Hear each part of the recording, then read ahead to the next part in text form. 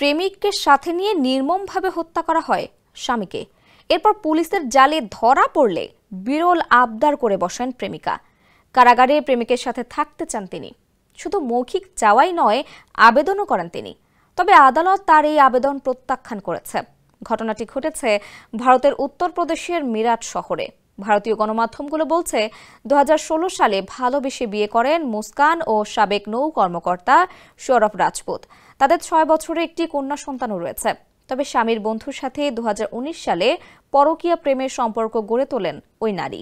পুলিশের তথ্য অনুযায়ী মুস্কান তার স্বামীর উপর মাদক প্রয়োগ করে প্রেমিকের সহায়তায় হত্যা করে। এখন যে কোনো ব্র্যান্ডের পুরাতন এসি বদলে নতুন ওয়ালটন এসিতে উপভোগ করুন 25% ছাড়। এরপর টুকরো টুকরো করে সেগুলো প্লাস্টিকের ড্রামে ভরে মুখ সিমেন্ট দিয়ে আটকে দেন। হত্যার পর প্রেমিক সাহিলকে নিয়ে মানালিও ঘুরতে যান মুস্কান। এরপর পুলিশ তদন্ত শুরু করলে বেরিয়ে আসে আসল ঘটনা। গ্রেফতারের পর বর্তমানে প্রেমিক প্রেমিকা কারাগারে আছেন।